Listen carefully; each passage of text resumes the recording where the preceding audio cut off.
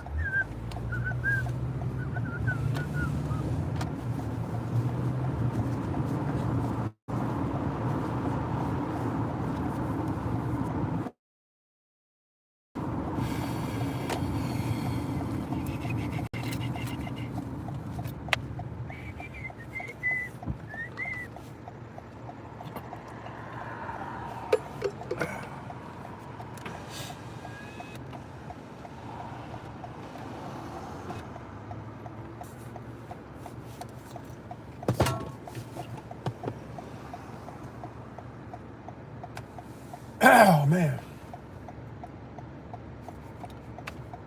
Yes, y'all.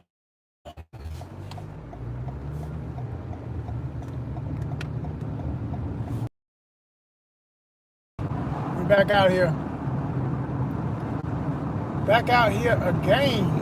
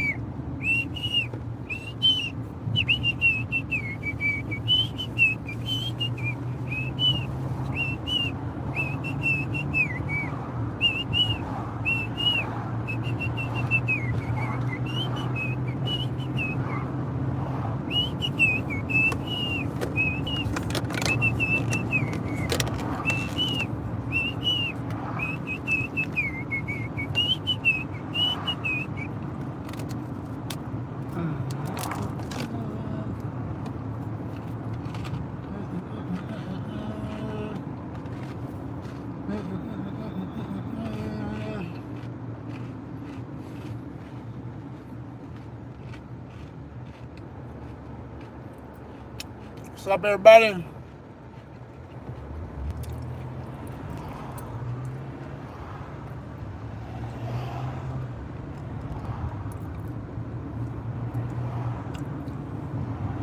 Shout out everybody in the chat. Subscribers only in the chat.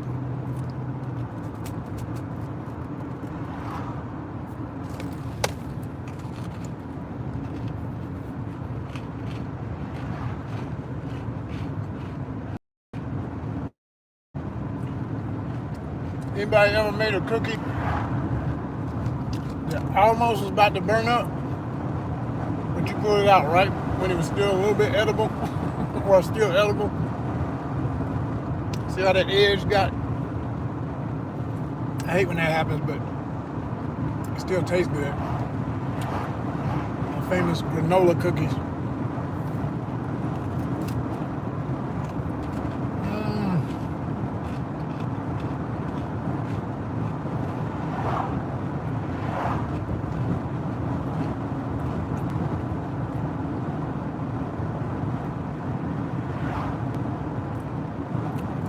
To all my true woke people, happy 250 years of survival.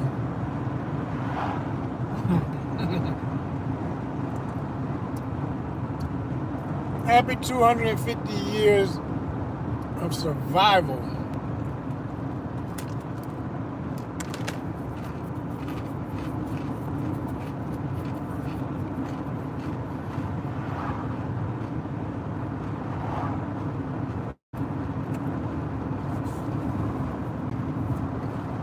Some see it as a day off. Ain't no day off. Going to get an order right now.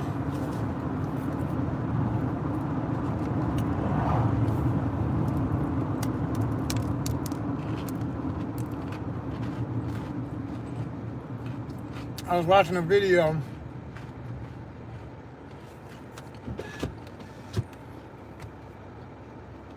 about 3 different videos, but one of them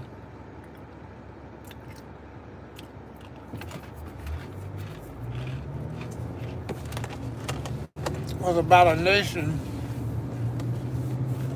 the west coast of Africa, island nation that most people, including myself till today, don't even know about, didn't know about. And I pride myself in knowing about a lot of geography and places that most people don't know.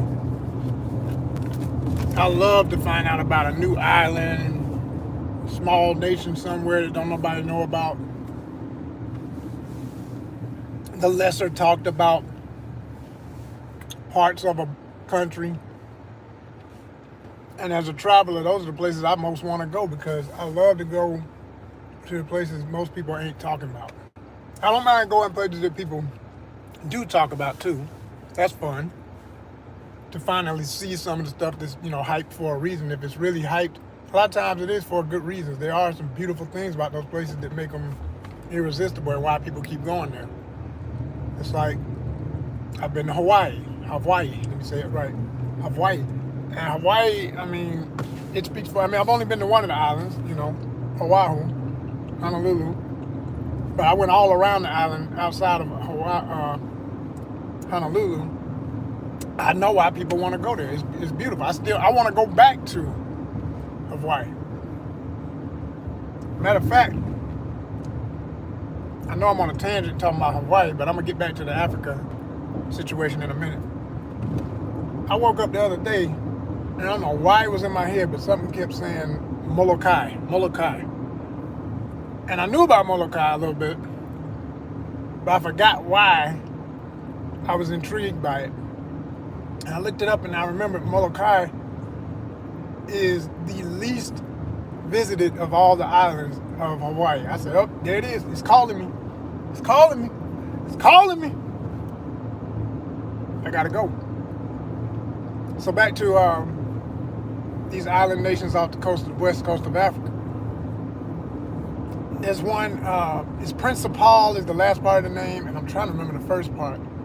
It's some Portuguese, because it was a Portuguese colony, and I'm just gonna say some Portuguese stuff, no disrespect to all Portuguese, but the ones who participated in colonization and imperialism, to hell, straight up, and that go for all imperialists and all that psychology.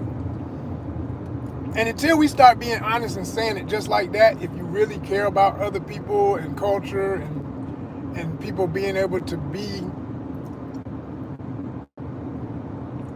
individuals, cultures being able to define themselves, even though it's impossible to be completely pure in anything, a hybrid, and I got no issues about accepting that. That's just the reality. I'm still saying though, when you look at all these nations, the one thing that's common is, okay, yeah, they're definitely mixed. They have indigenous African roots, they have Portuguese roots, but just like going to a place like Brazil, they look like Brazilians. That's what's got everybody head so messed up about Cape Verde. Same kind of look. This other island I'm talking about. The people look the same way. They got that same blend where everybody thought they were from Brazil when they saw in the World Cup. And everybody's still tripping like, what is this place? Like some people still didn't know that Cape Verde even existed. You got people don't even know about Seychelles. You know what I'm saying? Another island nation off the coast of Africa. That is part of Africa. Okay?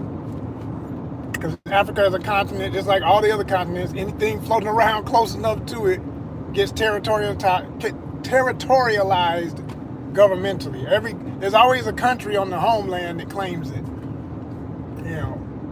or in some way claims connection to it, business-wise, import, export, etc., whatever, right? But time and time again, you find the issues that come because of the colonization. And this guy in this interview, he was doing a series of interviews. I think he was Nigerian, because they said something about Nigeria, and he was laughing and the way he was talking. And I know a lot of Nigerians. Shout out to the Igbos, the Yoruba, the Hausa, the Ibibio, and so many other groups. Shout out. But he was talking to him and asking him some basic questions. And it was mostly from the perspective of young guy talking to young ladies, trying to find out what they like in the dating world. And this was in Cape Verde. And so when he asked these Cape Verdean ladies what they prefer if they're going to date local or foreign men, they would often say foreign men. And when he asked what type of would they date an African American, they was like, yes, absolutely, because they're fascinated with what they see in the media, and that's where it starts with most people all over the world. And I'm speaking from experience. Like, yeah, I'm speaking from experience. A lot of times, all they have as an example is what they see in the media, what they see in the movies, the TV shows, all this kind of stuff. And that's both good and bad, because the other question he asked him, he said, well, what do you think of the way they live, and what does it look like to you? Does it? And they said, what kind of movies and stuff it shows? He said, well, most of it shows the poor side and the struggle and the strife and all the stuff they go through. And he said, well, do you think that's all there is? And she said, no. One lady he was talking to, she was like, no.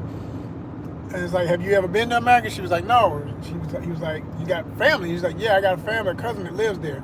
Okay, what do they tell you? Well, she tells me that it's not exactly like what you see in the movies and stuff. Yeah, that stuff exists, but it's not the same. So I love to hear them say, like, we're not going to get the stereotypes as the dominant perspective on what it is, right? But what was also kind of crazy at the same time is, while they know that, they would still have this very narrow perception of how things are, not only for most, but like they did say, the one thing they did say, they kept saying, it seems like everybody just works. All they do is work. I said, boy, the world done woke up. It used to not be like this. It used to be where, and when I say used to, I'm saying within my lifetime, I would meet people from other countries, African countries, parts of Mexico, I'm thinking of people I used to speak to back in my 20s when I was working, and would meet people at these jobs I had, parts of Asia, Indians from India, all of that. And they were new here, they were living in Atlanta. Yeah. Sorry, y'all, it's the signal. Oh my goodness, the signal be acting up. We're gonna get it going. So they would eventually move somewhere southern because they want to get that, familiar. They from the tropics. They don't want to be in no cold all the time, right? So once they would get here, I'd always ask them, I'd say, well, what do you think about it? And they'd be like, it's okay, but really, it's not what I thought. And I'll never forget, probably the best explanation that I ever got was a lady I knew from Haiti. Shout out to Haiti. She straight up said, all you do is work. I said, come on, tell the truth. She's like, yeah, we work too much. It's like there's not enough holidays, not enough time off. You say you're working to feed your family, to do things with your family, you don't even see them. By the time I get home, I'm too tired, but I still cook. I put my kids to bed, get them up, take them to school, get here, because she was a nurse. So she's working. And then, and she was dealing with elder adults, so she cleaning them up and getting them right and all that all day, and dealing with people with Alzheimer's and dementia and everything, because that was the environment that it was.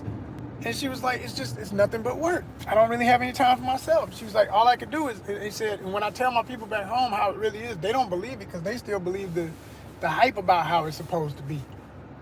And they don't want to hear it. They just like, you're rich, you're doing way better than us, and send us some more money. And then you expected to send money home and all this. And I was like, and then you hear that all the time about anybody from other places that get a connection to America, or an American. If they dating an American, they want to, a lot of people have that expectation, like, well, you're doing better than me, so, give me your chump change. And they don't realize, man, sometimes you don't even have no change.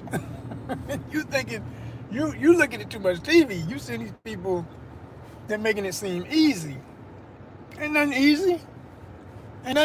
Stop lying. Stop pushing the myth. Because here's how it messes us all up. By the time it's time to show and prove, and you get in real connections with people, or you go places and they meeting you for real, they're thinking when they see you, oh yeah, you're the one that's got 10 times more than me. No, the money may translate that way, but I'm having a better time I would have in some ways here, wherever that is, than back home if the money is four times, like when I was in Malaysia, 4 times the American dollar. I don't know what it is now, but it was that when I was there. Or in Mexico, I forget how many times more it is. But the thing is, in some of these places, especially in Mexico, oh my gosh, they done got hip to the game. So they overcharge for everything. If you're in any of the areas where it's quote unquote safe, where the tourism is, they blowing your brains out with the price because they know. They like, yeah, you got it. We ain't got no mercy on these Americans. Shit. I'll never forget the biggest hustle I ever had and had to ease my way out of that situation because I could tell it was getting hostile over a damn t-shirt. It was a t-shirt I wanted in a marketplace. I just asked the dude, hey, do you have this size? He was like, no, I don't have that. But he said, but my other guy, like I work with him too, he has it. So he's trying to walk me to some other store nearby. And as soon as we got there, I realized, oh, this is a setup. Because as we walking, all these other vendors were walking with us. Like, yeah, we got us one. I laugh to this day thinking about that shit because I had a bag too. I had a big bag. I'm thinking to myself, I guess y'all thinking, what, you gonna rob me and take what's in the bag?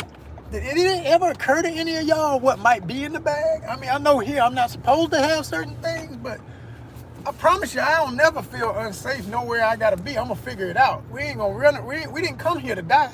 So they were trying to corner me in the store. Like, they had blocked the entrance. It was talking all this stuff in Spanish. And I just said, you know, fellas, I said, hey, man, a t-shirt would cost, and I told him in American dollars, the one that was talking to understand some English. And I've already told this story in one of my famous videos about my experience there. And I don't want to paint the picture it was all bad. It was just this one scenario. Because other than that, I loved Mexico. Loved it. But I said, that shirt would be no more than possibly $25 USD. You basically trying to double, triple charge me for a bootleg shirt that may not even be quality enough to last but about 10 washes in the wash machine. I said, it's just not what I need. And then without giving them any time to, figure out their next little move, I just kind of like did this gesture like, y'all want to get the fuck out my way and let me up out this bitch? And they understood, yeah, it's time to part the waters because he ain't playing, It's like, I don't give it. It was about 5 of them. I'm like, I tell you what, we're going to figure out if height makes a difference because I'm not going out. And I promise you this, if my people hear that something happened to me here, it will never end. Never. You mother suckers. So, I've been in situations like, I hear more and more of these reports that's what's starting to happen. Unfortunately, people are starting to get harassed in some of these countries that we used to go to have fun and want to enjoy ourselves. It's becoming and that's why I say, you might want to look into, for my travelers, you might want to look into places less talked about, less hyped. Because where it's hyped, people are becoming with us. Because they think we're all the same.